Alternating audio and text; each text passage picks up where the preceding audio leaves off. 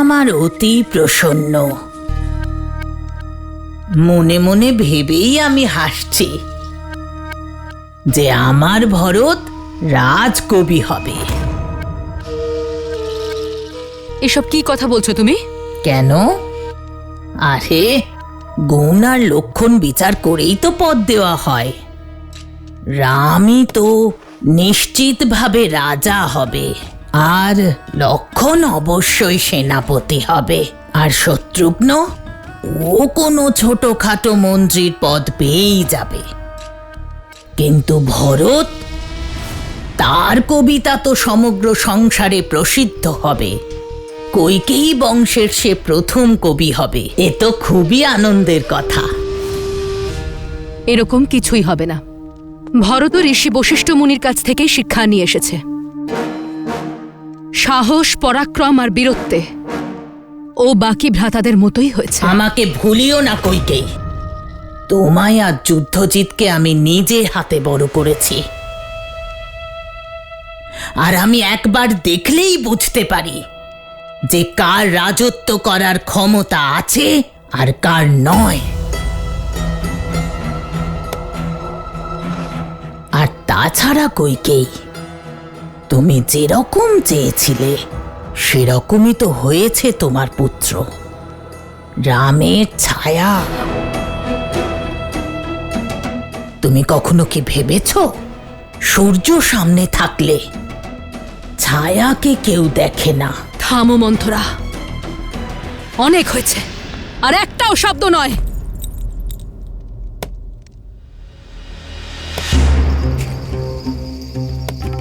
খারাপ লাগছে কইকেয়ী? তুমি তো অযোধ্যার রানী, রামের মা। আমি তো আজও তোমার দাসী মন্থরা, তোমার শুভাকাঙ্ক্ষী। মন্থরা, আর একটাও কথা বলবে না তুমি। বেরিয়ে যাও এখান থেকে, আর একটা কাজ করো, আজ রাত্রে তুমি বাইরেই থেকো। যাও এখান থেকে। আমি চলে যাব কইকেয়ী, আমি তো তোমার দাসী। আমি তো কক্ষের বাইরে থেকেও তোমাকে রক্ষা করব কইকেয়ী। কিন্তু কতদিন? আমার পরে কে তোমায় সামলাবে? সেই পুত্র যে শুধুমাত্র রামের ছায়া, নাকি সেই স্বামী যে রামের দাস? মন্থরা, একটা কথাও বলবে না, আর বেরিয়ে যাও এখান থেকে।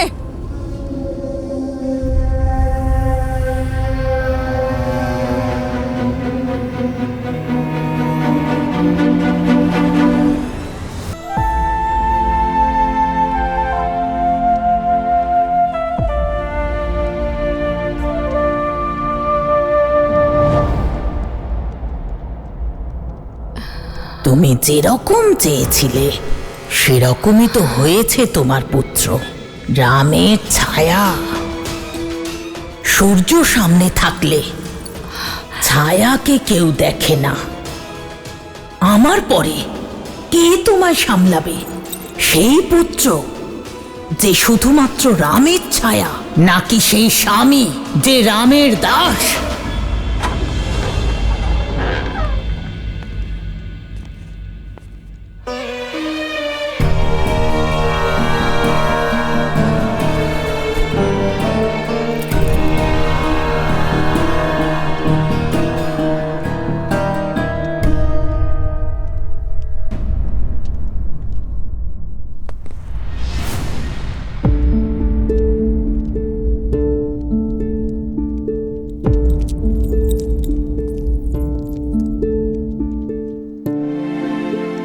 এরকম তো আগেও হয়েছে, কিন্তু তখন আপনার পুত্ররা আপনার সঙ্গে ছিল না।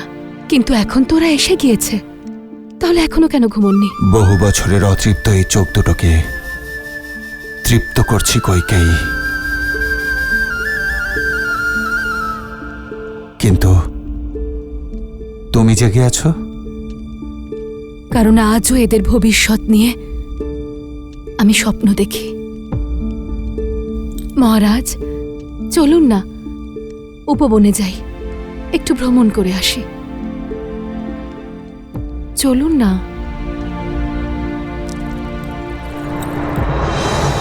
না কইকেয়ী, পুত্ররা সবেমাত্র ফিরেছে আর তুমি তাদের থেকে আমায় দূরে করার চেষ্টা করছো। আমি ওদের কালই পাঠাতে বলছি না। 1-2 মাস ওদের স্নেহ ভালোবাসা দেওয়ার পর আমাদের এই কঠিন সিদ্ধান্ত নিতে হবে মহারাজ। না কইকেয়ী, এই বিচ্ছেদ আমার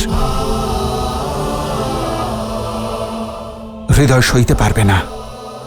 অযোধ্যার মঙ্গলের জন্য এই ত্যাগ করতে হবে মহারাজ। ওই বট গাছটা দেখেছেন আপনি?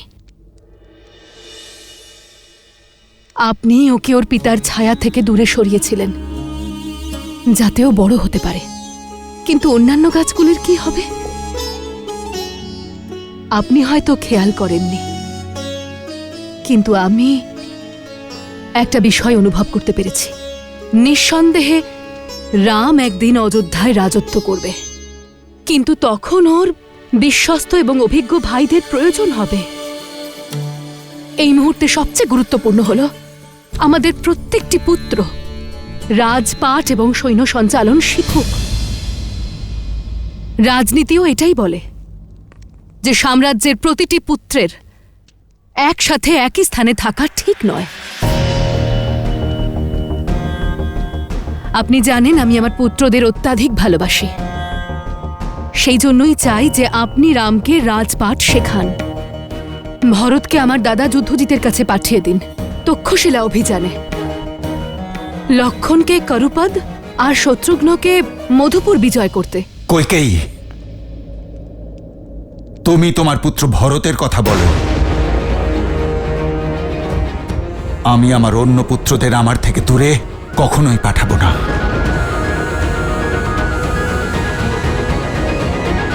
কি বললেন আপনি? শুধুমাত্র আমার পুত্র ভরত? অর্থাৎ ভরত ছাড়া আমি আর কারণ মা নই?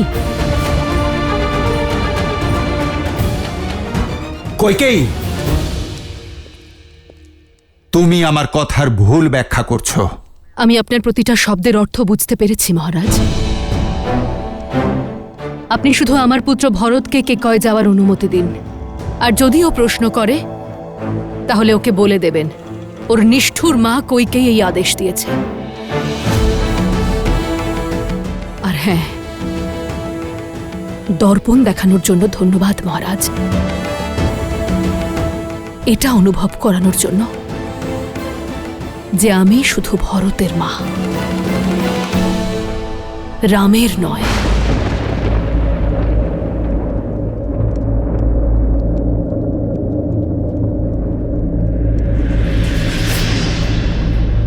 কইকেয়ী,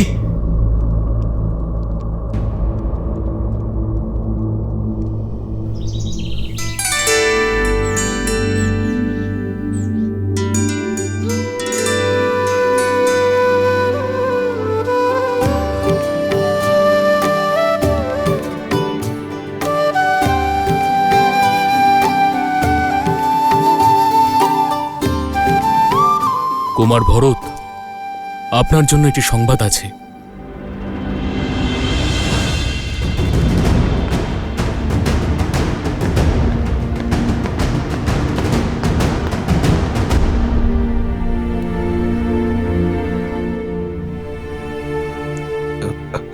তুমি ভেতরে আসতে পারো ভরত।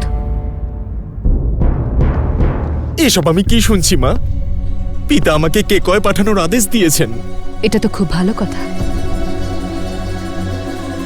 তোমার দাদু আর মামাকে আমার ভালোবাসা আর প্রণাম জানিও। মা, তুমি পিতা বললেন যে এইসব তোমার ইচ্ছে, তুমি তোমার থেকে আমাকে দূরে করে দিচ্ছ মা।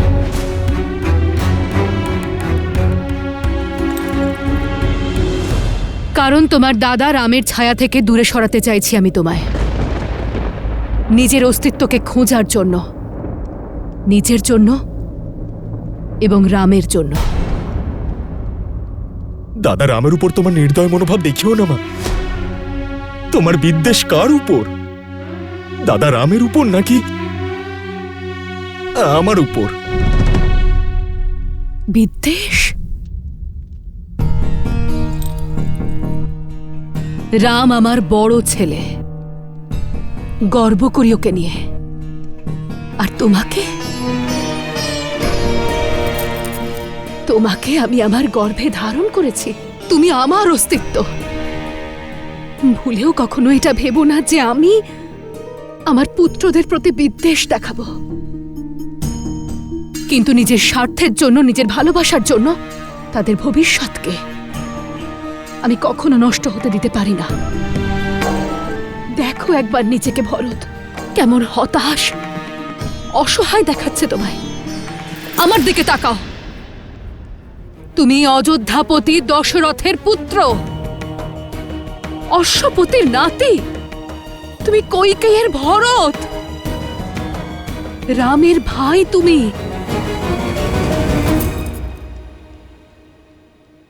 যদি আমার এই সমস্ত কথা শোনার পরেও তোমার মনে হয় যে আমি কঠোর, আমি স্বার্থপর, আর আমি নিষ্ঠুর, আর এই কারণেই যদি তুমি আমাকে ঘৃণাও করতে চাও, তাহলে আমি সেটাও স্বীকার করে নেব ভরত।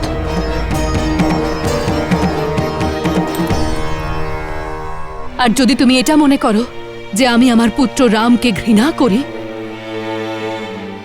তাহলে সেটাও আমি মেনে নিলাম। কিন্তু আমি কোনো মা,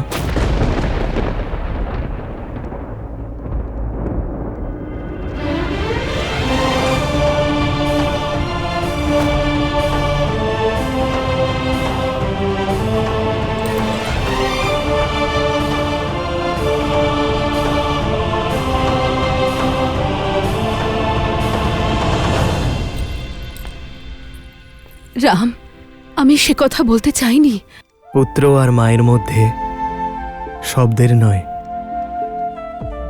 আবেগের সম্পর্ক থাকে মা।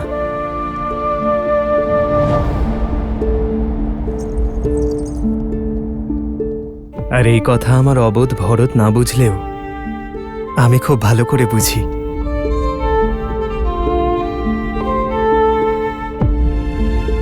পিতার আদেশ শোনা মাত্রই আপনাকে ধন্যবাদ জানাতে এলাম।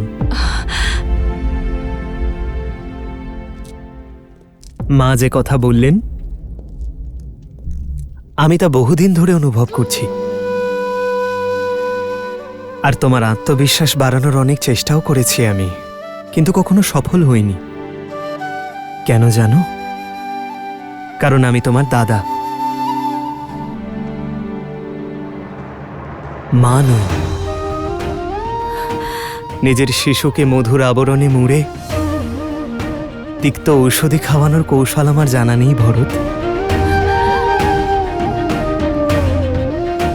মা ঠিকই বলছেন ভরত, আমার কেবল একজন শক্তিশালী ভাইয়ের প্রয়োজন নেই, অযোধ্যার একজন দৃঢ় সেনাপতি, একজন প্রশাসকের প্রয়োজন। নিজেই ভাবো ভরত, প্রতিটি কাজে তোমার আমার সহায়তা, আমার পরামর্শের প্রয়োজন পড়ে। কাল যদি আমাকে কোথাও যেতে হয়, অযোধ্যা থেকে অনেক দূরে, রাজ্য থেকে দূরে, তখন কিভাবে সামলাবে অযোধ্যাকে? কিভাবে সামলাবে রাজত্ব আর পরিবারকে? এ কি কেবল মায়েরই ধর্ম যে সন্তানের উজ্জ্বল ভবিষ্যতের জন্য বর্তমানে দুঃখ ভোগ করা? আমাদের কি কোনো কর্তব্য নেই ভরত?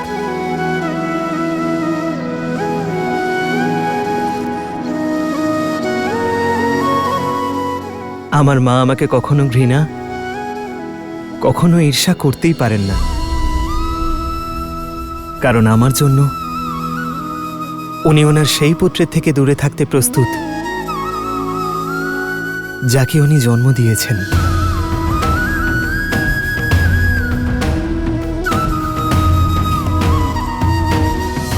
মনে রেখো ভরত, পুত্র কুপুত্র হতে পারে, মাতা কুমাতা নয়।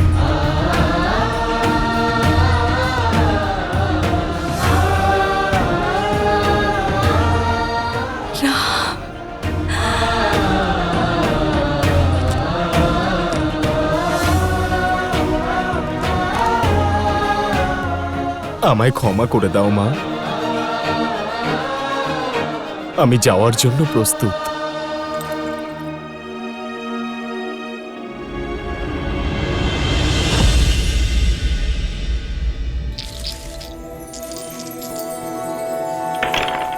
নাও, আমি বিজয়ী হওয়ার দিকে আরো এগিয়ে গেলাম শ্রুতকীর্তি। এত সহজে আমি তোমাকে জিততে দেব না, কারণ আমার দাঁত এখনো বাকি। দেখলে কেমন খেললাম, তোমাদের থেকে এগিয়ে গেলাম তো। কিন্তু সবাই এখনো আমার থেকে পিছিয়েই। হেরে যাওয়ার জন্য প্রস্তুত তো মান্ডবী? জিততে তো পারি উর্মিলা দিদি, কিন্তু সেটা তখনই যখন সীতা দিদির পাশা ভুল পড়বে।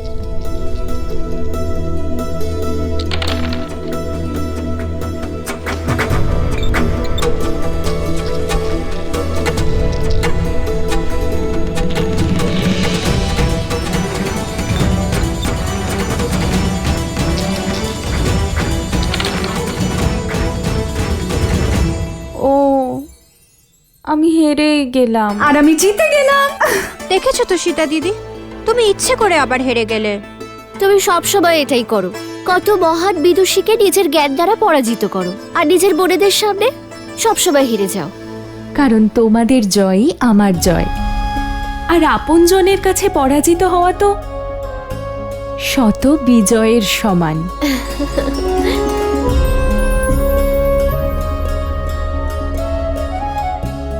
পিতা,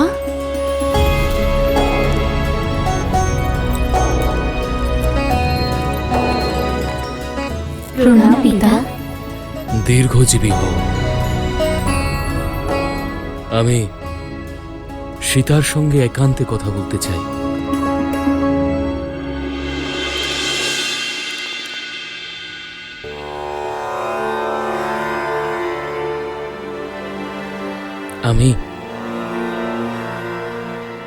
আমি জানি পিতা, আপনি আমাকে কি বলতে চান। নিজের পিতার মনের কথা সর্বদা তুমি কিভাবে বুঝতে পারো মা? যে পিতা প্রতিকূল পরিস্থিতিতেও নিজের কন্যাকে সমস্ত সুখ দিয়েছেন, সেই পিতার মনের অবস্থা তার কন্যা কি করে না বুঝে থাকে?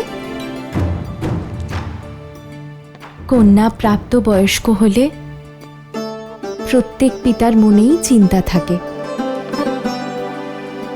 আর তার সঙ্গে আপনার মুখে এই চিন্তাও স্পষ্ট যে আপনার কন্যা কি এই বিবাহের জন্য রাজি নাকি নয়।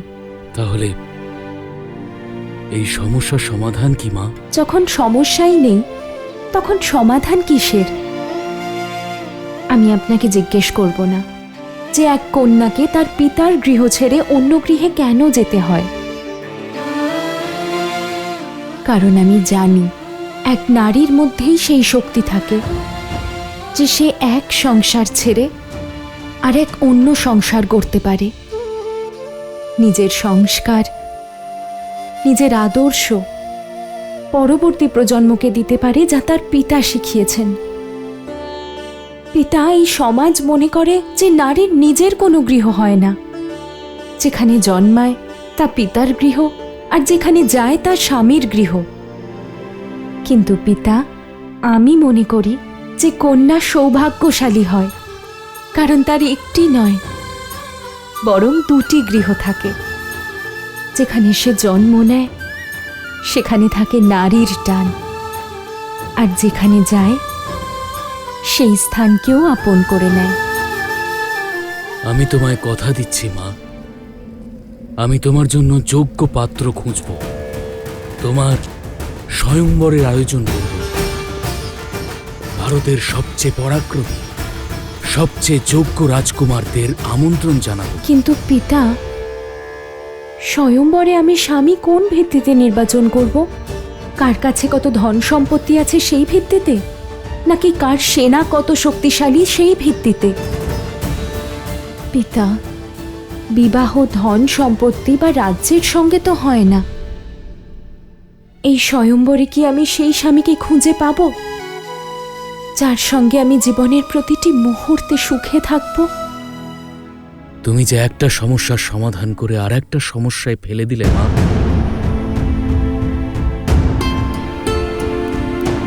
মাতা, গুরুত্বপূর্ণ কিছু হতে চলেছে। পিতা এখনই আপনাকে ডাকছেন।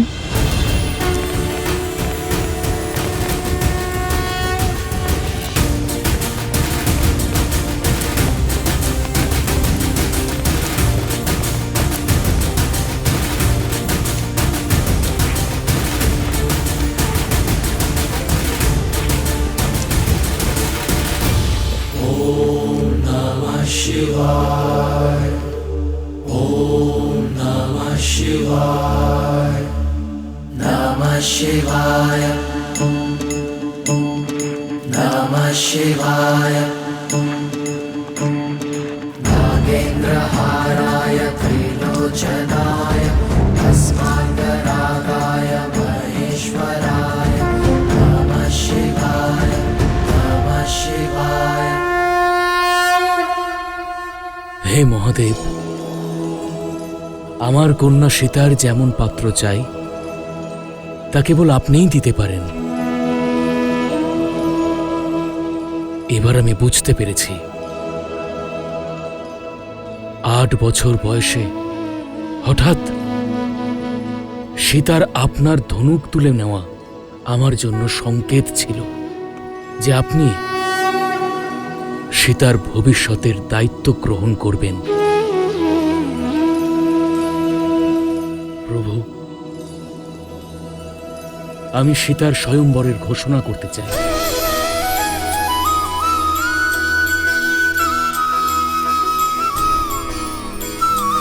পাত্র নির্বাচন আপনার শক্তি আর আপনার ন্যায়ের প্রতীক। আপনার মহাধনুক পিনাক দ্বারাই হবে।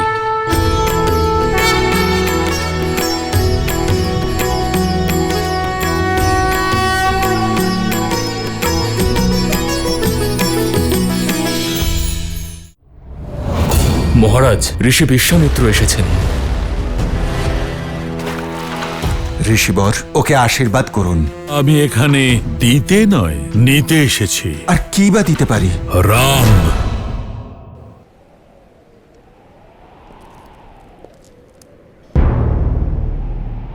আমি আমার কন্যা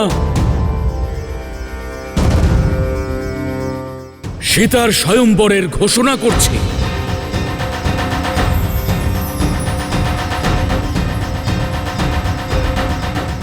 যে ব্যক্তি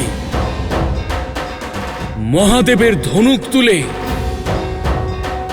তাতে গুণ পড়াতে পারবে, সেই ব্যক্তি আমার কন্যা সীতার স্বামী হবে।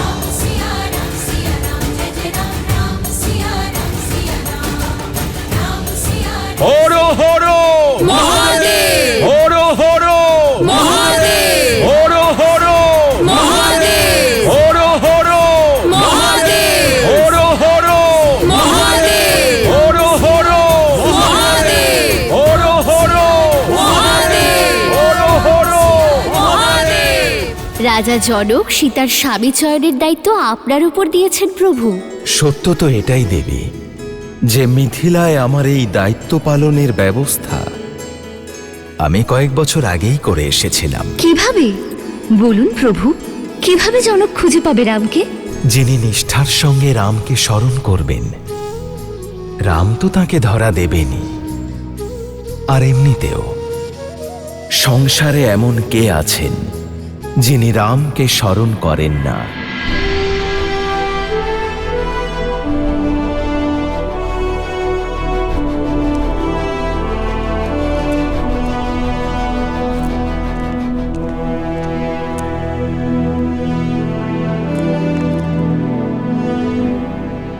প্রণাম পিতা।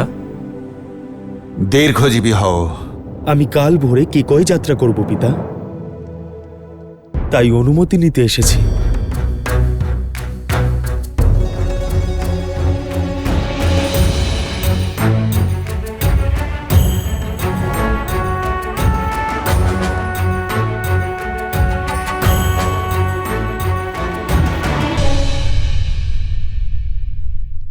আর শত্রুঘ্ন, তুমি তুমি প্রস্তুত হয়েছ কেন? পিতা, ভরত দাদার আমার সাহায্যের প্রয়োজন হবে, আর আমারও ইচ্ছা আছে যে আমি মামার রাজ্য থেকে ঘুরে আসি। শত্রুঘ্নর সিদ্ধান্ত সঠিক পিতা। একের থেকে দুই সর্বদাই শ্রেষ্ঠ। যদি আপনার আজ্ঞা হয় তাহলে কি আমি যেতে পারি পিতা?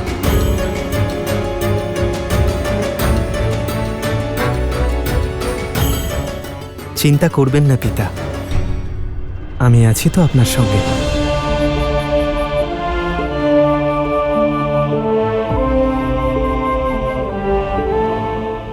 অনুমতি দিলাম।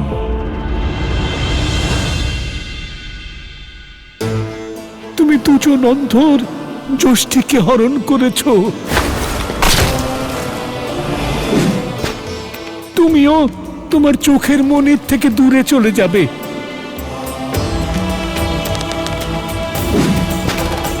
তোমার ধর্মরক্ষক পুত্রকে হারিয়ে যন্ত্রণাবিদ্ধ হয়ে মরবে তুমি।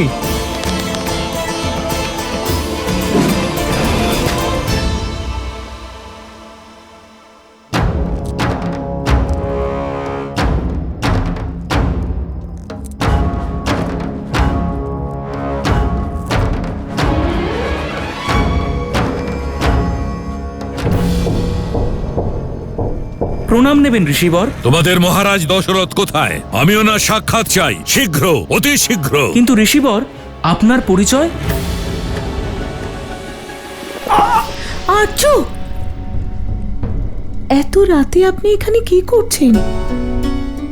অভ্যাস, নিজেকে যুদ্ধের জন্য প্রস্তুত রাখার অভ্যাস করছি। জানি আপনার শক্তি আর শৌর্য কখনোই স্তিমিত হবে না। এখন আপনার বয়স হয়েছে, এখন রামের দায়িত্ব। যদি যুদ্ধ করতেই হয় তাহলে সেই যুদ্ধ রামই করবে। সেটাই তো কারণ আমি রামকে ছেড়ে থাকতে পারি না। ভয় হয় যদি ভরত আর শত্রুঘ্নের মতো রাম আবার আমার থেকে দূরে না চলে যায়। মহারাজের জয় হোক। মহারাজ, অসময়ে বিরক্ত করার জন্য ক্ষমা চাইছি। ঋষি বিশ্বামিত্র এসেছেন।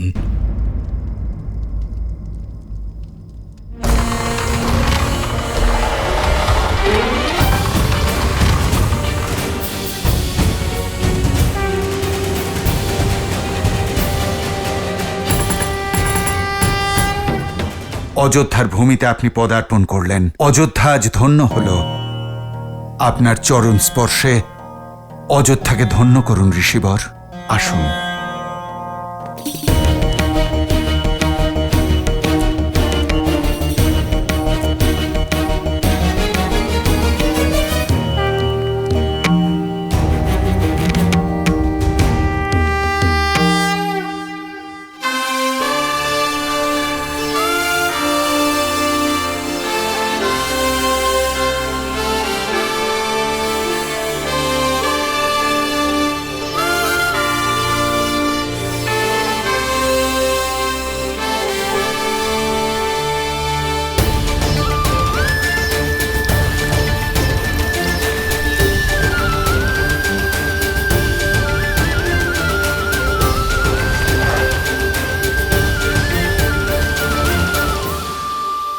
ঋষিবর, আমার পুত্র গুরুকুলের শিক্ষা সম্পন্ন করে ফিরেছে। ওকে আশীর্বাদ করুন। রাজন, কোনো ব্যক্তিকে আশীর্বাদ দেবার পূর্বে সেই ব্যক্তির যোগ্যতা যাচাই করতে হয়। তাছাড়া আমি এখানে দিতে নয়, নিতে এসেছি। আদেশ করুন ঋষিবর। মারীচ আর সুবাহ দুই রাক্ষস নিরন্তর আমার কর্মে বাধা সৃষ্টি করছে। মৃত পশুর রক্ত আর মাংস ফেলে অপবিত্র করছে। এমনটা নয় রাজন যে আমি ওদের সংহার করতে পারবো না, কিন্তু ব্রহ্মর্ষি হবার পর আমি অস্ত্র ত্যাগ করেছি। সেই জন্য সুমন্ত, আমরা এই মুহূর্তে ঋষিবরের আশ্রমের উদ্দেশ্যে রওনা হব। ওই দুই ভয়ঙ্কর রাক্ষসকে আমি নিজে বধ করব। ঋষিবর, আমি শপথ করছি আপনার ইচ্ছা অবশ্যই পূর্ণ হবে। এই তুচ্ছ কারণের জন্য স্বয়ং অযোধ্যাপতির সেখানে যাওয়া উচিত মনে হয় না। আমার না আপনাকে কোনো প্রয়োজন, আর না আপনার সৈন্যদের।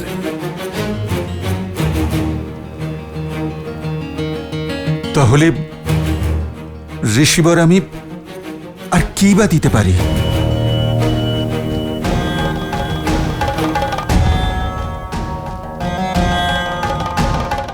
রাম রাম রাম রাম।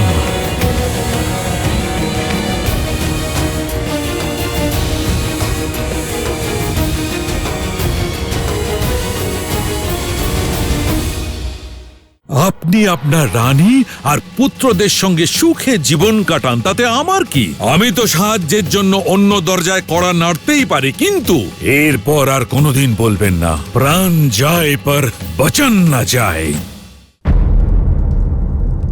রাজন, আপনি আপনার পুত্রের জন্য আশীর্বাদ চাইছিলেন, আর আমি সাহায্য। আপনি রামকে আমায় দিন, দুজনের ইচ্ছাই পূর্ণ হবে। কিন্তু ঋষিবর, আমার রাম, ও তো এখনো বালক। তবে সেটাই ভাবুন যে বালকের বড় হবার সময় এসেছে। কিন্তু আমার রামের তো এখনো যুদ্ধের অভিজ্ঞতাই নেই ঋষিবর। রাজন, অনুভব যুদ্ধ করলেই হয়। আর তাছাড়া যে শিক্ষা আদরণীয় ব্রহ্মর্ষি বশিষ্ঠ ওকে দিয়েছেন, তার পরীক্ষাও হয়ে যাবে।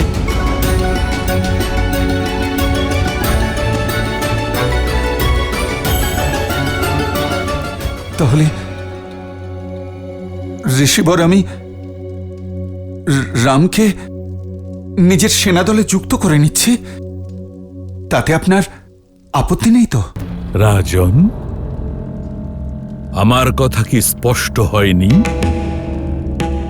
আমি আপনাকে নয়, রামকে চাই।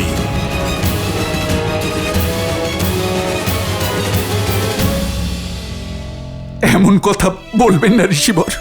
আমার রাম তো সবেমাত্র ফিরেছে, ওর বিচ্ছেদ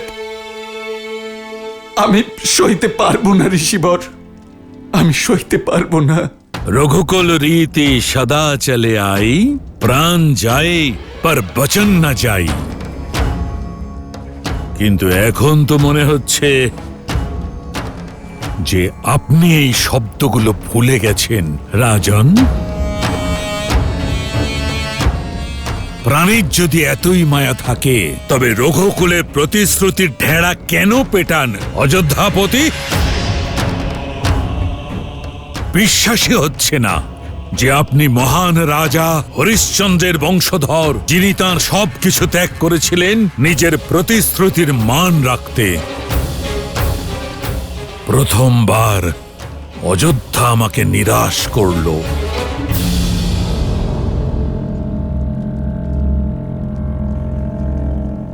মহারাজ দশরথ, আপনি আপনার রানী আর পুত্রদের সঙ্গে সুখে জীবন কাটান, তাতে আমার কি? আমি তো সাহায্যের জন্য অন্য দরজায় কড়া নাড়তেই পারি, কিন্তু এরপর আর কোনোদিন বলবেন না প্রাণ যায় পর বচন না যায়। ঋষিবর,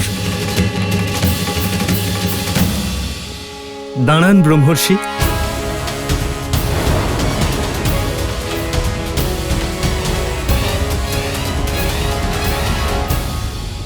আপনি ধর্মপরায়ণতার অবতার, জ্ঞানের সর্বশ্রেষ্ঠ। আপনি যে কোনো অসুরকে স্বয়ং শাস্তি দিতে সক্ষম, কিন্তু ব্রহ্মত্বের মান রক্ষার্থে আর রঘুকুলের সম্মান বাড়াতে স্বয়ং এসেছেন। আপনার সঙ্গে যেতে পারা আমার সৌভাগ্য। তবে একটি অনুরোধ আছে, প্রাতঃকাল পর্যন্ত অপেক্ষা করুন, অযোধ্যার আতিথ্য গ্রহণ করুন। ঠিক আছে, কাল প্রাতঃকাল পর্যন্ত তোমার হাতে সময় আছে। যখনই কালকে সূর্য উদয় হবে, হয় অযোধ্যার মান উদয় হবে অথবা তার তেজ অস্ত যাবে।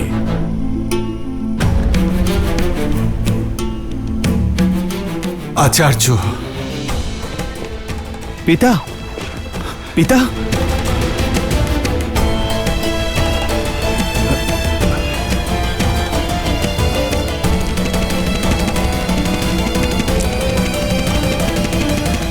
প্রণাম গুরুদেব।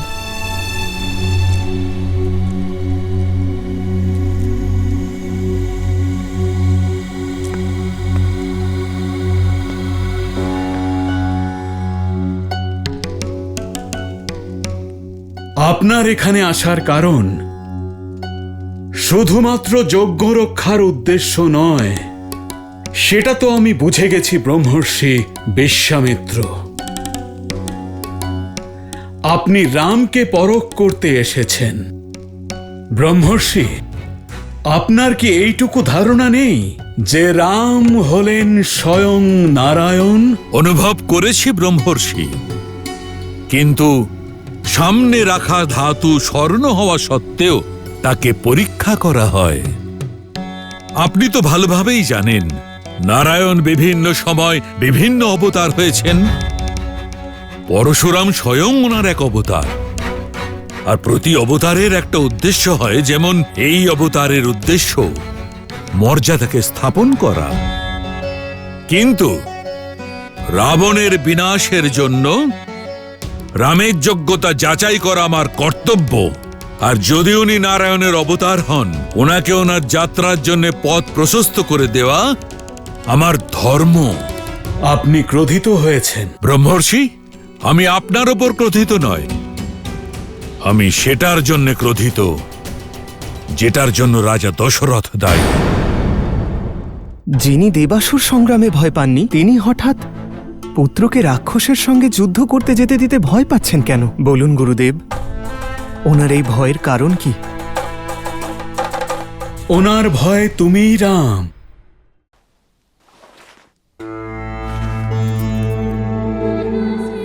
সেবকগণ, রাজবৈদ্যকে এক্ষুনি এখানে আসতে বলো। পিতা,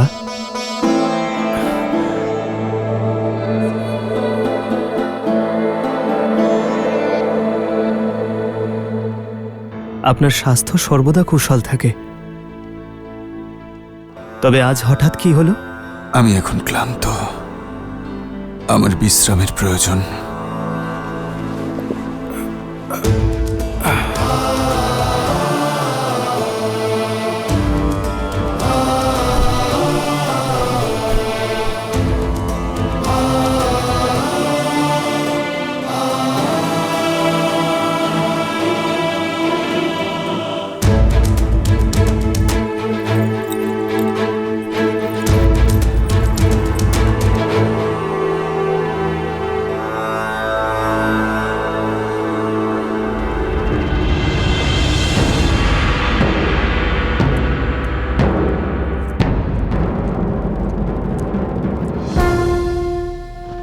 প্রণাম গুরুদেব। মহারাজ দশরথের উনি ঠিক নেই গুরুদেব, কোনো ভয় আছে ওনার মনে। তোমার কি মনে হচ্ছে? কি এমন হতে পারে? এই প্রশ্নই আমি আপনাকে করতে চাই গুরুদেব। পিতার এমন ব্যবহারের আগে কখনো দেখিনি। এক ঋষিকে তার ইচ্ছে অনুযায়ী সহায়তা করতে এত সংকোচ কিসের? আমি আগেও বহুবার অনুভব করেছি গুরুদেব। পিতা, আমরা দূরে যাবার কথা উঠলেই শঙ্কিত হয়ে পড়েন।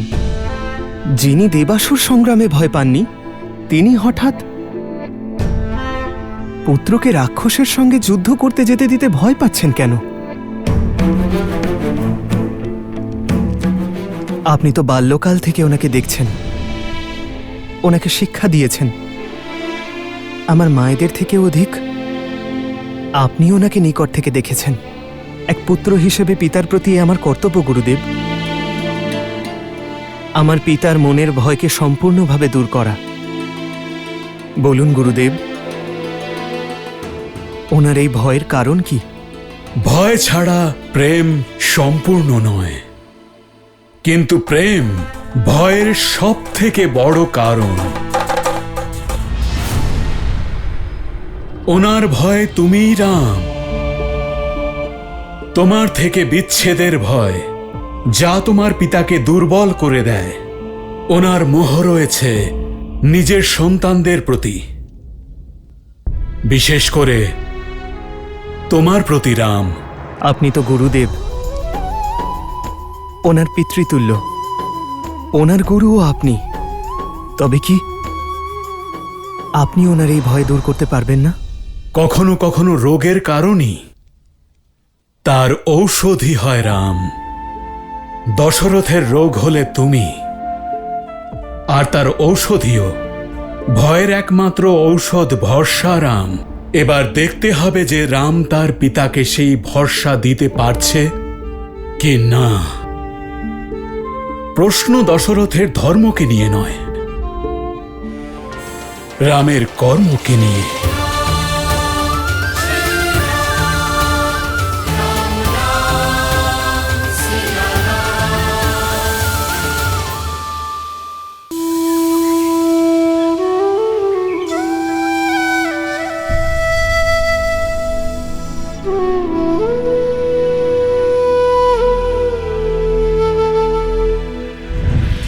তুমিও তোমার চোখের মনির থেকে দূরে চলে যাবে। তোমার ধর্মরক্ষক পুত্রকে হারিয়ে যন্ত্রণাবিদ্ধ হয়ে মরবে তুমি। আমি আপনাকে নয়, রামকে চাই।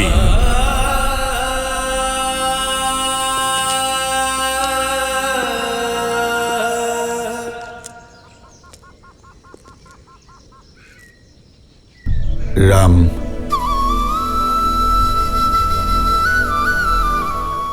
আমি আপনাকে জিজ্ঞেস করব না পিতা যে আপনার কি হয়েছে, কারণ আপনার কষ্ট আমি বুঝি। আমি জেনে খুশি হলাম যে তুমি আমার কষ্ট বোঝো। কিন্তু ব্রহ্মর্ষি বিশ্বামিত্র একজন পিতার থেকে নয়, একজন রাজার থেকে সাহায্য চাইতে এসেছিলেন। ভুলে যেও না যে রাজা হওয়ার পাশাপাশি আমি একজন পিতাও। রাজা হওয়ার অর্থ কি এই যে মানুষ তার পিতৃসত্তাকে সম্পূর্ণ ভুলে থাকবে? একজন মানুষ হওয়াটা কি তাহলে আমার অপরাধ, নাকি আমার পিতা হওয়া অপরাধ? যদি তুমি আমার স্থানে থাকতে, তবে কোন ধর্ম পালন করতে? আমি একজন পিতার ধর্ম পালন করতাম পিতা। নিজের পুত্রকে পরীক্ষার দিকে এগিয়ে দিতাম, যাতে সে আরো সুদৃঢ় হতে পারে। কিন্তু রাম, তুমি যাদের সঙ্গে যুদ্ধ করতে যাচ্ছ তারা রাক্ষস। আর যার জন্য যুদ্ধ করছি তিনি ব্রহ্মর্ষি বিশ্বামিত্র পিতা। আমি ওনার অনেক কাহিনী শুনেছি, যিনি একজন রাজা হয়েও ব্রহ্মর্ষি হবার মতো তপস্যা করতে পারেন, যার মধ্যে কাউকে সশরীরে স্বর্গে পাঠানোর সামর্থ্য আছে। তিনি সঙ্গে থাকলে সুরক্ষা নিয়ে কিসের চিন্তা? যার কাছে অসংখ্য দৈব অস্ত্র আছে, তিনি সমগ্র সংসার ছেড়ে যখন উনি আপনার পুত্রকে নিতে এসেছেন, তখন তার পিছনে অবশ্যই কোনো কারণ আছে পিতা। আপনি শুধু এটুকু মনে করুন, ব্রহ্মর্ষি বিশ্বামিত্রের আপনার পুত্রকে নয়, আপনার পুত্রের ব্রহ্মর্ষি বিশ্বামিত্রকে প্রয়োজন। কিন্তু রাম, ভরত চলে যাওয়ার সময় তুমি আমায় বলেছিলে তুমি আমার সঙ্গে থাকবে। আমি আপনার সঙ্গেই আছি পিতা, কারণ আমার দৃষ্টিতে মহারাজ দশরথ ধর্ম আর প্রতিশ্রুতি রক্ষার আর এক নাম, আর আমি সেই নামের সঙ্গে আছি।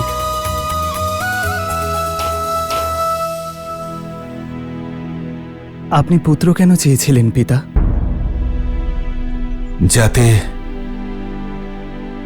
অযোধ্যাকে তার উত্তরাধিকারী দিতে পারি, নিজের পূর্বপুরুষদের তর্পণ করার মতো কাউকে রেখে যেতে পারি। তাহলে যদি আজ আপনি আমাকে ব্রহ্মর্ষি বিশ্বামিত্রের সঙ্গে যেতে বাধা দেন, রঘুকুলের পরম্পরা ভঙ্গ করেন, তাহলে কি আমি অযোধ্যার রাজ্য সামলানোর যোগ্যতা অর্জন করতে পারবো পিতা? পূর্বপুরুষের সম্মানহানি করার পরে, সংসারে তাদের শ্রদ্ধা কমানোর পরে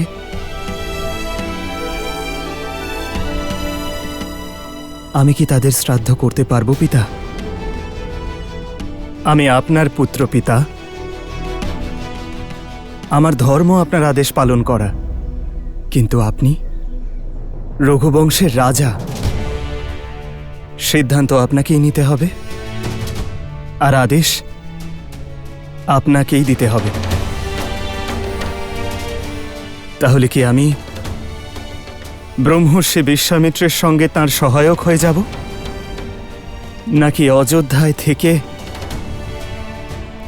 রঘুকুলের মর্যাদা খণ্ডন হতে দেখব?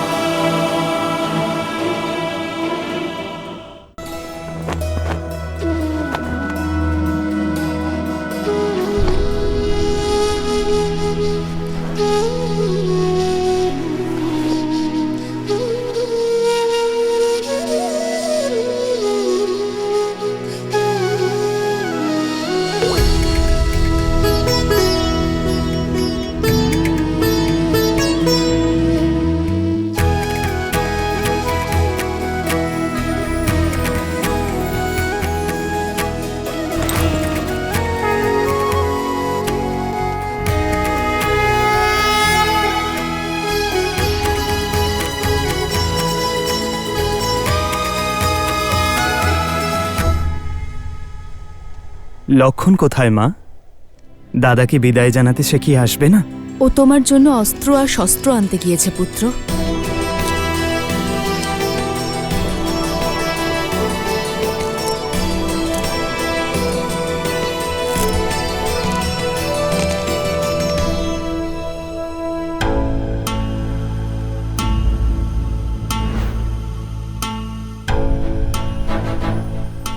এ কি লক্ষণ? দুটো ধনুক? দুজন যোদ্ধা একটি ধনুক দিয়ে কিভাবে লড়বে দাদা? দুজন? আমি একাই যাচ্ছি লক্ষণ। কেন দাদা? তুমি পিতার কথার মান রাখবে আর আমি আমার মা সুমিত্রাকে দেওয়া ওই কথা ভঙ্গ করব যে আমি সর্বদা তোমার ছায়া হয়ে থাকব?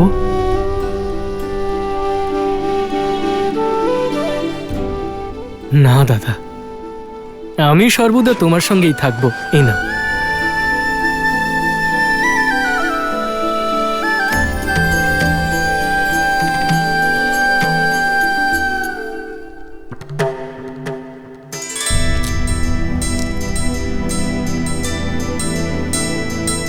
ক্ষমা করবেন গুরুদেব। আমি জানি যে আপনি পিতার কাছে শুধু দাদা রামকেই চেয়েছেন, কিন্তু আমি সবাইকে জানাতে চাই যে আমার দাদা রাম আর আমি ওনার অনুজ লক্ষণ একে অপরের থেকে ভিন্ন নই। উনি দেহ হলে আমি তার আত্মা।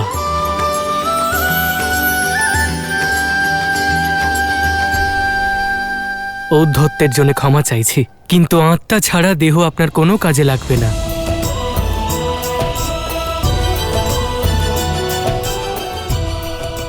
আশা করি আপনি আর পিতা আমাকে দাদার সাথে যাওয়ার অনুমতি অবশ্যই প্রদান করবেন।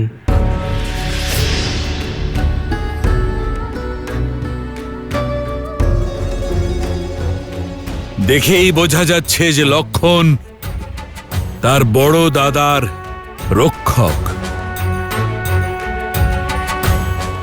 রাম তো যুদ্ধ করতে আমার সঙ্গে যাচ্ছে,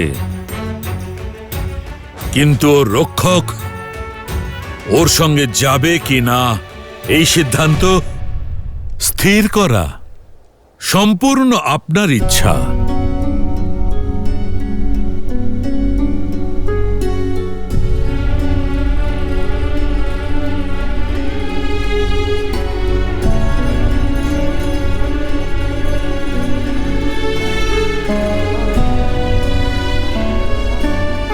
ব্রহ্মর্ষি,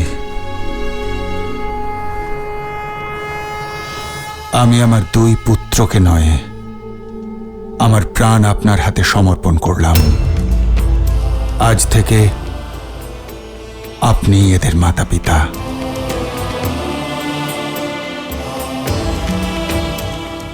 মহারাজ, আপনি আমাকে আপনার নেত্র প্রদান করলেন। এই নেত্র এখন যে পথ প্রশস্ত করবে তা শুধু এদের জন্য নয়, উপরন্তু সমস্ত সংসারের দৃষ্টিকোণ বদলে দেবে।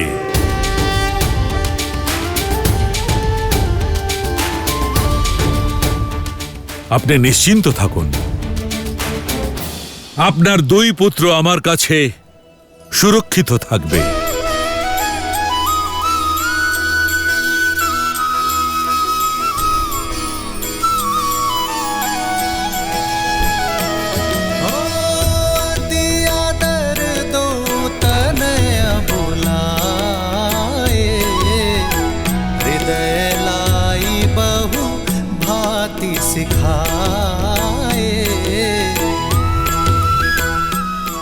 পিতার খেয়াল রাখবেন মা।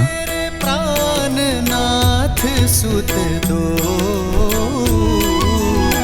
तुम मुनि पिता आन नहीं को।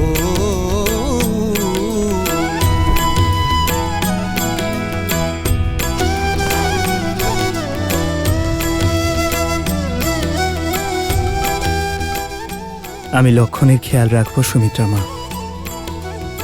যেখানে রাম সঙ্গে আছে সেখানে আমি লক্ষণকে নিয়ে কেন চিন্তা করব পুত্র? রঘুকুলের সম্মান রেখো।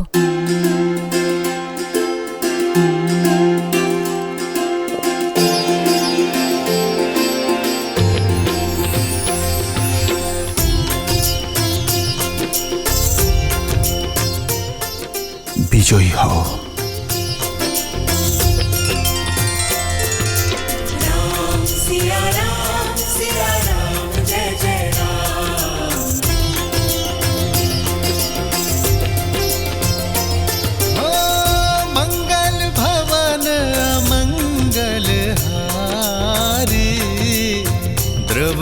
सुदशरथ अजर बिहार। নিজের খেয়াল রাখবেন পিতা।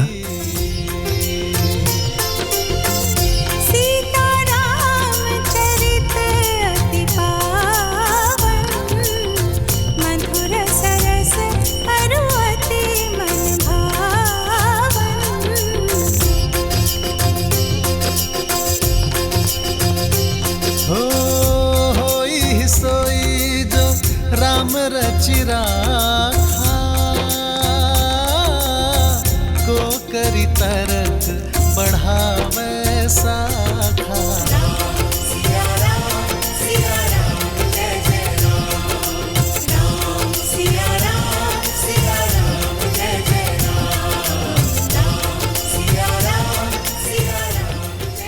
রাম, আমি তোমার অপেক্ষায় থাকবো পুত্র। জয়ী হয়ে ফিরে এসো। हो रघुकुल रीत सदा चलिया प्राण जाए पर वचन न जाई।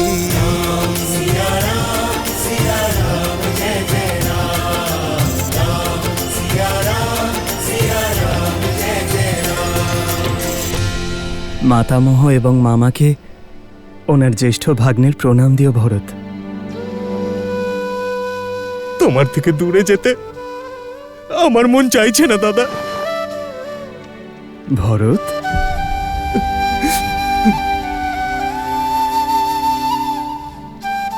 শান্ত হ ভরত।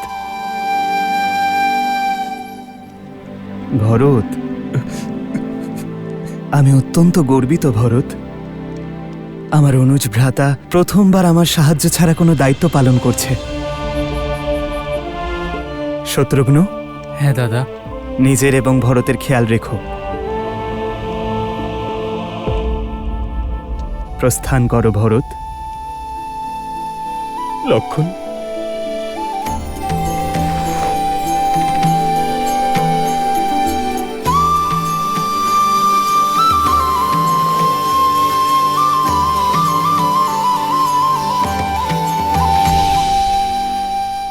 সাবধানে যেও।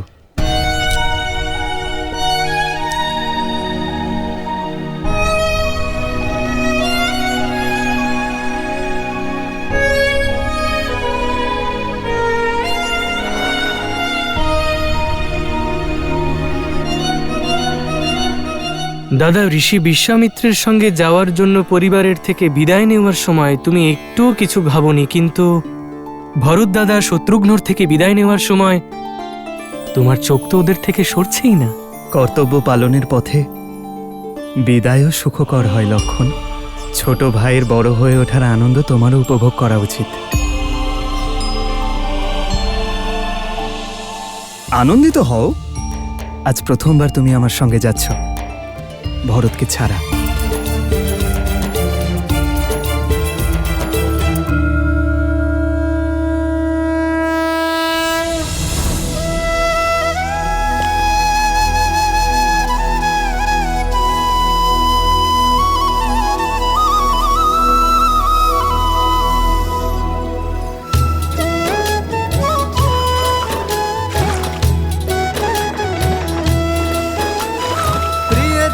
से दूर होना भारी मन का द्वंद, पर बिछड़ न कर्तव्य के लिए एक वीर का आनंद।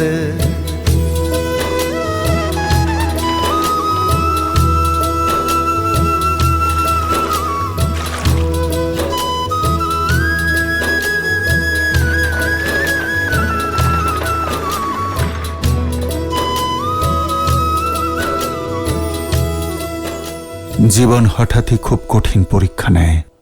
বহু বছর পর সন্তান লাভ করলাম, আর তারপর দীর্ঘ 8 বছর আমার পুত্ররা শিক্ষা লাভ করবার জন্য আমার থেকে দূরে থাকলো। ফিরে আসার পর কিছু মুহূর্তই তাদের সঙ্গে থাকলাম, তারপর আবার পুত্রের সাথে বিচ্ছেদ। বারবার আমি একই ঘটনার সম্মুখীন হচ্ছি। আমার ভয় হচ্ছে আচার্য, সেই শ্রবণ কুমারের পিতার অভিশাপ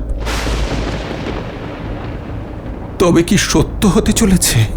সমস্যা এটা নয় যে আপনার মৃত্যু অভিশাপেই হবে। সমস্যা এটাই যে আপনি সারাক্ষণ অভিশাপেই কাটাচ্ছেন। কেন ভুলে যাচ্ছেন যে মৃত্যু আপনার হাতে একদম নেই, আপনার হাতে রয়েছে জীবন। তাহলে যতটা সময় রয়েছে নিজের পুত্রদের সাথে কাটান আর বাঁচুন, যাতে আপনার পুত্রদের সাথে সময় না কাটানোর দুঃখ না রয়ে যায়। জীবন কখন শেষ হবে এই ভয়ে বাঁচা ছেড়ে দিতে নেই মহারাজ।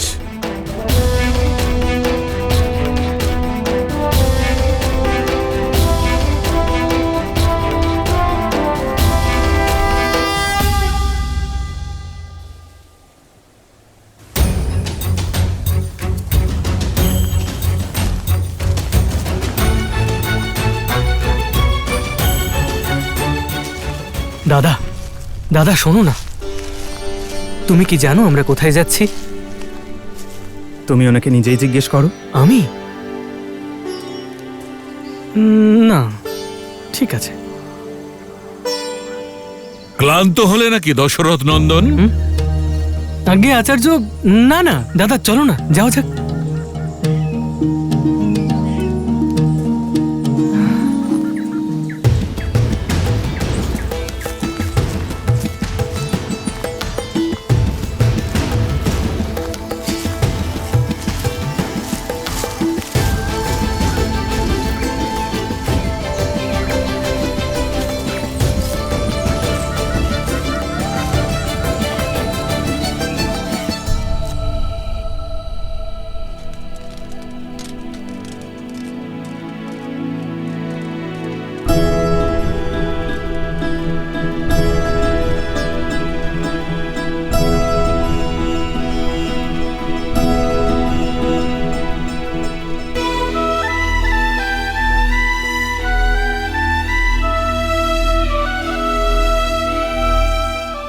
দাদা, সারাটা দিন ধরে আমরা হাঁটতে থাকি আর রাতে পাহারা দেওয়ার জন্য জেগে থাকি। না ভোজন আছে, না জল আছে। গুরুদেব আমাদের থেকে কি চান? কোনো কারণ অবশ্যই আছে লক্ষণ। কার্য যদি এত সরল হতো তাহলে ব্রহ্মর্ষি সুদূর অযোধ্যা যেতেন না।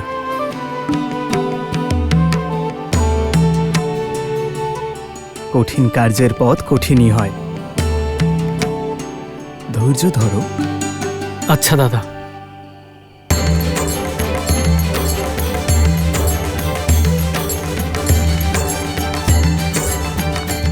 গুরুদেব, জলাশয়।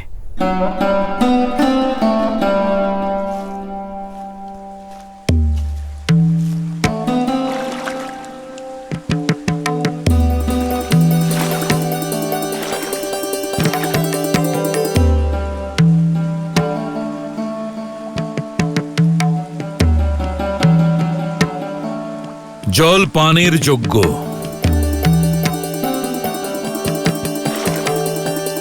কিন্তু পান করতে পারবে না।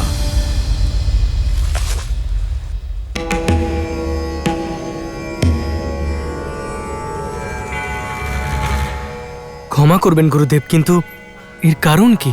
এ কি কোনো পরীক্ষা? পরীক্ষার পরিস্থিতি বলে কই আসে না লক্ষণ। তোমাদের দুজনকে যে কার্যের জন্য এনেছি সে কার্য বড়ই কঠিন। আমি দেখতে চাই তোমরা সেই কার্য সিদ্ধ করতে সক্ষম না অক্ষম। অসুরের সঙ্গে যুদ্ধ কয়েকদিন ধরেই চলতে পারে। যদি ক্ষুধার্ত তৃষ্ণার্ত থেকে ওদের সঙ্গে লড়াই না করতে পারো তবে জল পান করো আর ফিরে যাও।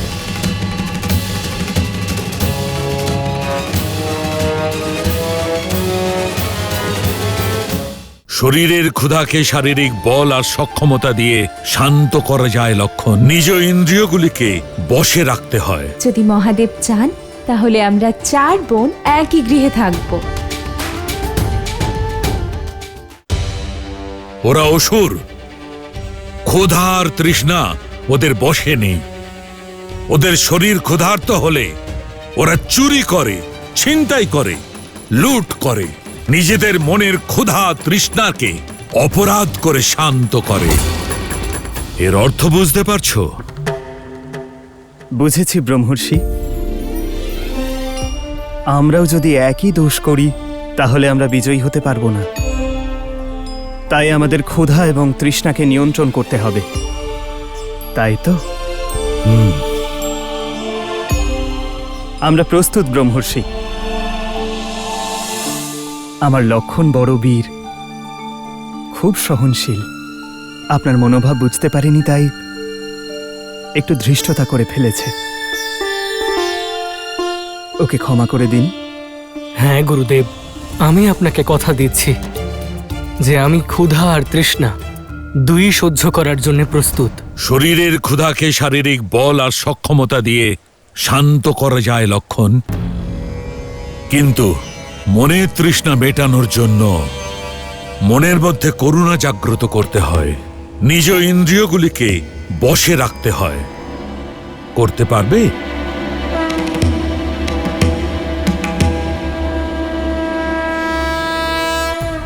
তাহলে যাওয়া যাক।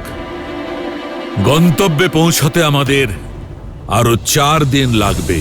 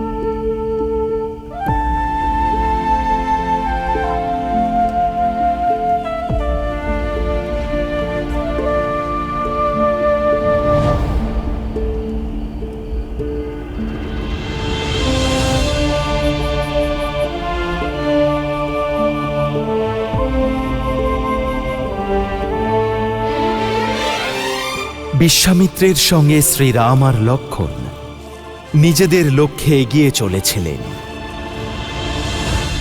আর এদিকে মিথিলায় সীতার স্বয়ংবর সভার আয়োজন চলছিল। বিশ্বাসই হচ্ছে না, সীতা দিদির স্বয়ংবরের নিমন্ত্রণ পত্র যাচ্ছে। কোনোদিন ভাবতেও পারিনি ছোটবেলার সঙ্গ হঠাৎ এইভাবে। সীতা দিদি আমাদের ছেড়ে থাকতে পারবে? মাও তো পিতার গৃহ ছেড়ে এখানে থাকে। মা সুখে নেই।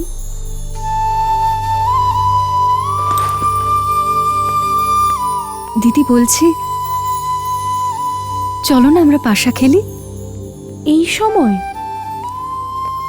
যতটুকু সময় এখানে আছো খেলে নাও না দিদি। তুমি শ্বশুর বাড়িতে চলে গেলে আমরা তিনজন কার সঙ্গে খেলবো?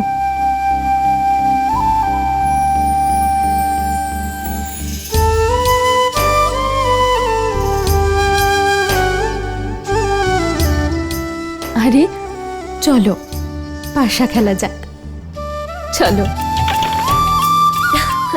তুমি কেন এত হাসছো? কারণ সীতা দিদি কোথাও যাচ্ছে না, কারণ জ্যেষ্ঠ পিতা এমনই নিয়ম রেখেছেন যে হরধনুকে সহস্র লোক মিলে কেবল নড়াতে পারে, সেটাকে কে তুলবে আর কে গুণ পড়াবে? কথাটা তো সত্যি, কিন্তু দিদি কিভাবে তুলে নিয়েছিল? হ্যাঁ দিদি, বলো না, তুমি যখন হরধনু তুলেছিলে তখন তোমার মনে কি চলছিল? জানি না, শুধু এটুকু মনে আছে যে আমার মনে না কোনো ভয় ছিল, না কোনো চিন্তা। শুধু মহাদেবের কাছে প্রার্থনা করেছিলাম যেন আমার গোলক আমাকে ফিরিয়ে দেন। আর মহাদেব তো ভোলানাথ, যদি মন পরিষ্কার থাকে তাহলে উনি প্রার্থনা শুনবেনই। হ্যাঁ, আর সেই স্বামীও দেবেন যিনি ওনার ধনুক তুলে তোমাকে বিয়ে করে নিয়ে যাবেন।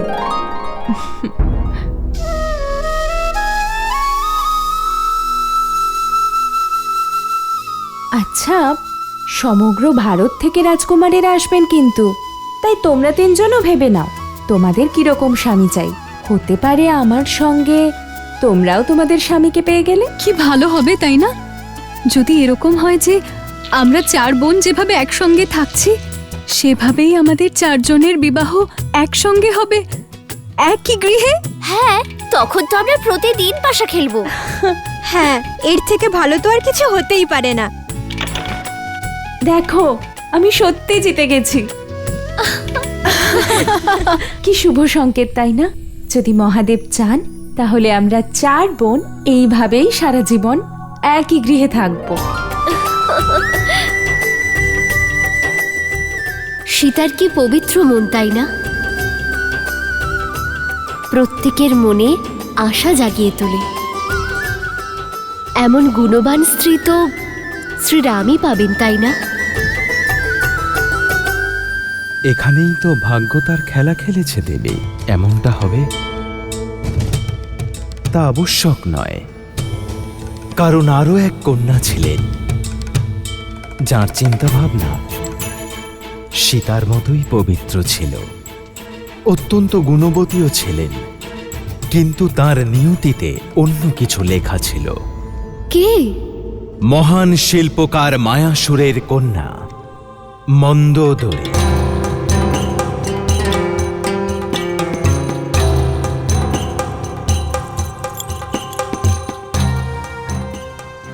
অনেক দিব্য অস্ত্রের নির্মাণ করেন মায়াসুর, আর তার মধ্যে একটি ছিল অত্যন্ত শক্তিশালী।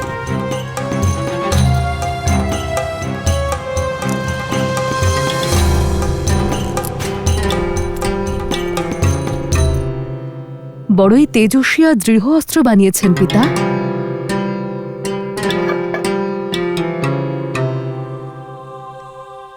বিশেষ কারোর জন্য বানিয়েছেন? হ্যাঁ মা, সমগ্র সংসারের সবথেকে শক্তিশালী অস্ত্র এটা, যার প্রহার ইন্দ্রর বজ্রকেও বিফল করতে পারে। আর জানো কার জন্য বানিয়েছি এটা?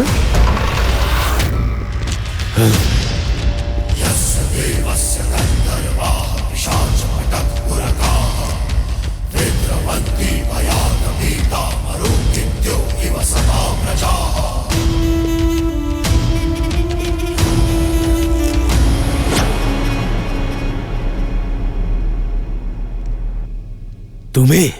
আমি লঙ্কেশ দশানন, রাবণ, মায়াসুর। শুনেছি তোমার কাছে এমন কিছু আছে যা কেবল আমারই যোগ্য, তাই নিতে চলে এলাম অদ্ভুত অস্ত্র। এই অস্ত্র আমি তোমাকে দিতে পারবো না দশানন। দশানন এই অস্ত্র নিতে আসেননি পিতা।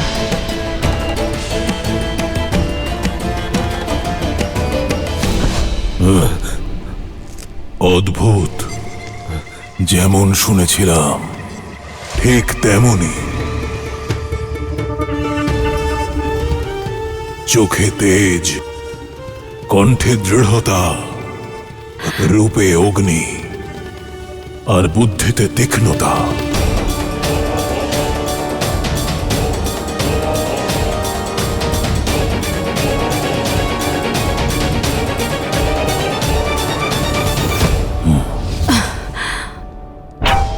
তুমি আমাকে সেই পুত্র দিতে পারবে যে আমার অপূর্ণ স্বপ্ন পূর্ণ করবে, ইন্দ্রাসন লাভ করার। না, আমার কন্যার হাত আমি তোমার মতো একজনের হাতে তুলে দিতে পারবো না। বীর ভোগ্যা বসুন্ধরা, মায়াসুর, যার কাছে শক্তি আছে সময় সর্বদা তারই দাস, আর 10 দিকে দশাননের চেয়ে শক্তিশালী আর কেউ নেই। একজন বৃদ্ধ শিল্পকারের গ্রীবায় অস্ত্র ধরা, এ কেমন বীরত্ব দশানন?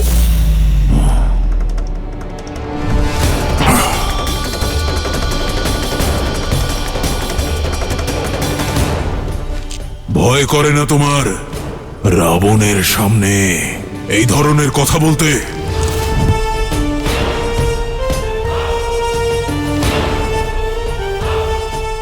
হয়তো তুমি আমার বিষয় শোনোনি। শুনেছি তো যে আপনি অন্যদের থেকে তাদের সম্পত্তি ছিনিয়ে নেন, অসহায়দের প্রাণ আর নারীদের সম্মান ছিনিয়ে নেন আপনি। সব শুনেছি আমি। সাবধান মন্দোদরী। নারীদের লজ্জিত করার পাপ আপনি অনেকবার করেছেন। আজ নারী হত্যার পাপটুকুও বাকি থাকে কেন? না,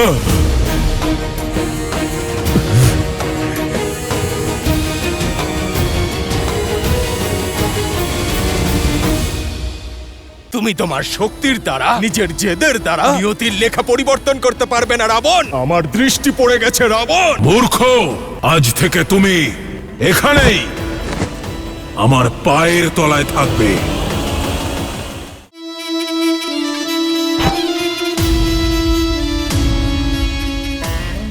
প্রাণ নেব না আমি তোমার। সুন্দরী নারীদের প্রাণ নিতে নেই, বরং তাদের জন্য প্রাণ উৎসর্গ করতে হয়। মায়াসুর, তোমার কন্যাকে আমি নিলাম, আর এই বর্ষা বিবাহের যৌতুক রূপে গ্রহণ করলাম। অস্ত্র ছিনিয়ে নেওয়া যায় দশানন, কিন্তু কন্যার হাত চেয়ে নিতে হয়। কোনো বস্তু নই আমি। সম্মান দিয়ে, ভদ্রভাবে আমার পিতার কাছে অনুমতি চান।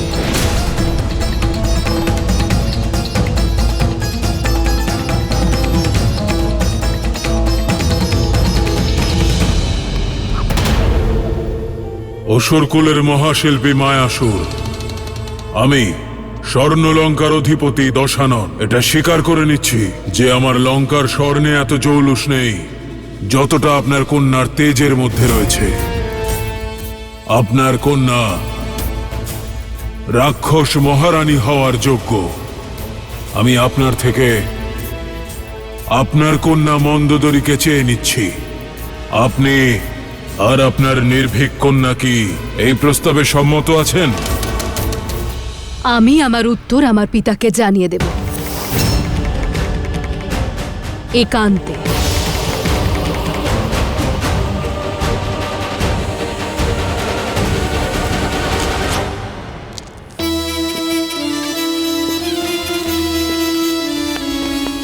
পিতা, পিতা, উঠুন, উঠুন পিতা। কন্যা, তুমি এমন করো না। পিতা, উনি দশানন। উনি চাইলে সবকিছু ধ্বংস করে দিয়ে আমাকে বলপূর্বক এখান থেকে নিয়ে যেতে পারেন। তার থেকে তো ভালো হয় যে আমি সম্মানের সঙ্গে এখান থেকে যাই। পিতাকে রক্ষা করার জন্য তুমি তোমার নিজের জীবন একজন পাপীর হাতে তুলে দিচ্ছ। কি দুর্ভাগ্য আমার।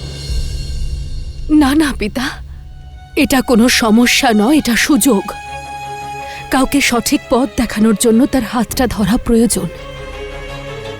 রাক্ষস জাতির মঙ্গলের জন্য আমাকে এ কাজ করতেই হবে। রাবণকে সঠিক পথে নিয়ে আসা অসম্ভব। জানি আমি। বর্তমান তো বদলাতে পারবো না পিতা, কিন্তু ভবিষ্যৎ পরিবর্তনের চেষ্টা তো করতে পারি।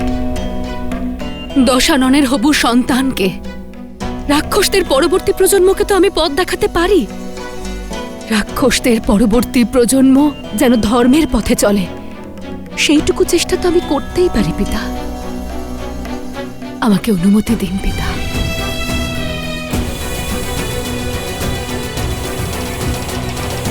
রাবণ আর মন্দোদরীর বিবাহ হল।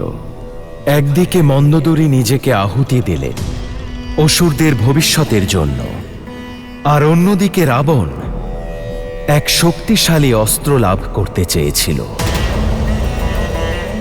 রাবণের পূর্ণ বিশ্বাস ছিল যে তার তেজ আর মন্দোদরীর পবিত্রতার মিলন তাকে এক বলশালী পুত্র দান করবে, যে ওই ইন্দ্রাসনকে জয় করতে পারবে, যা লাভ করতে গিয়ে তার ভাই কুম্ভকর্ণ ভুল করেছিল।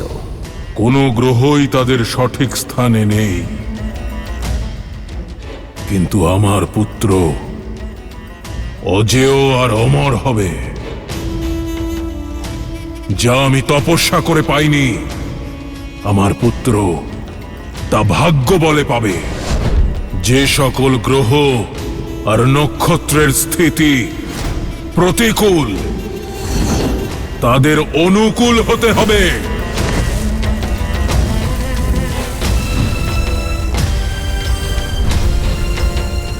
এটাই হলো লঙ্কেশের আদেশ। সূর্যদেব প্রথম কক্ষে,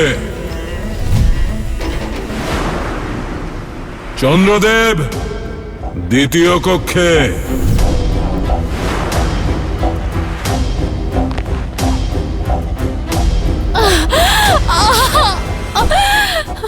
রাবণ তার শক্তি আর প্রতাপ দেখে সমস্ত গ্রহদের তার পুত্রের কুষ্ঠিতে অনুকূল পরিস্থিতিতে থাকার জন্য বাধ্য করেছিল। শনিদেব সপ্তম কক্ষ,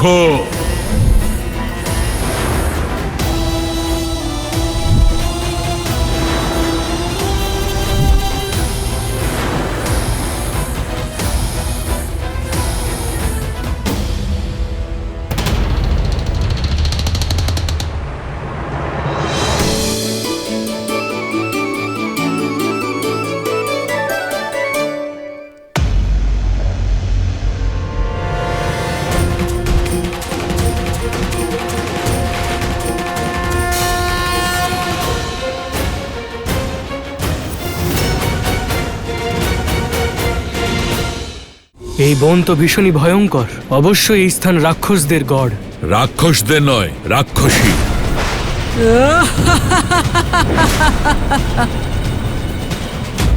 দাদা! শনি, আমার আদেশ অমান্য করে অষ্টম কক্ষে চলে গেলে তুমি? হ্যাঁ?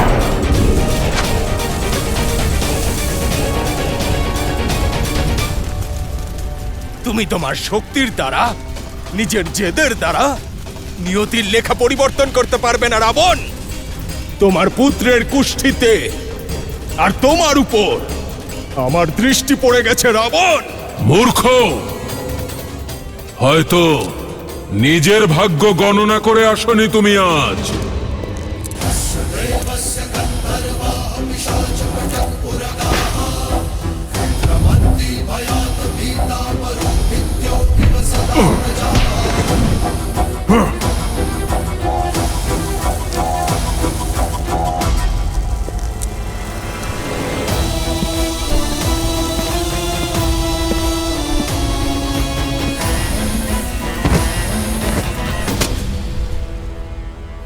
আজ থেকে তুমি এখানেই আমার পায়ের তলায় থাকবে, আর সর্বদা তোমার দৃষ্টি নিচের দিকে থাকবে, যাতে চোখ তুলে না লঙ্কাকে দেখতে পাও আর না লঙ্কাপতির পুত্রকে।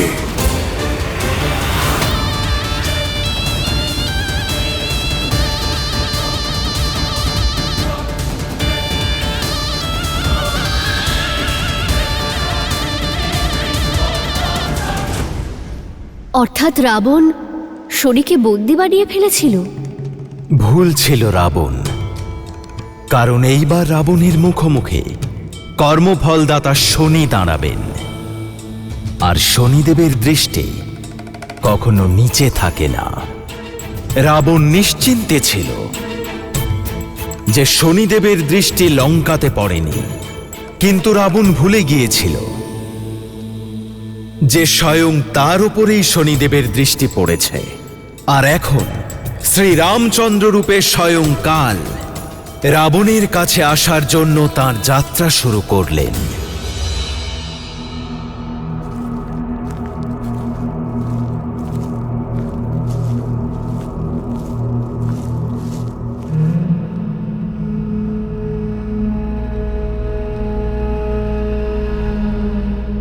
এই বন তো ভীষণই ভয়ঙ্কর।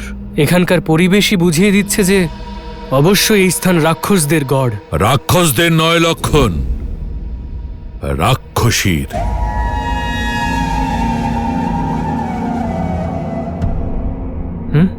আমি তোমাদের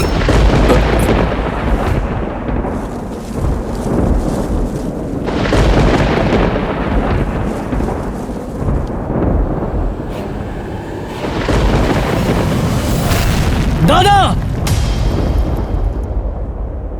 কে এসেছে আমার বনে? কে?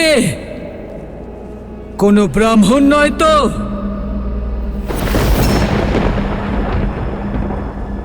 ব্রাহ্মণ? আমি সাবধান করেছিলাম, এই বনে ঋষিদের আসা বারণ।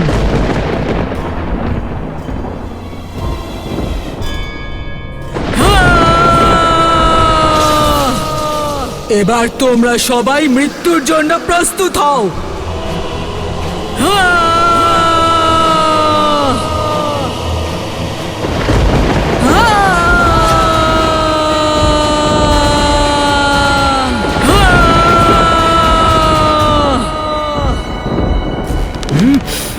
দাদা, প্রহার করার আজ্ঞা দাও।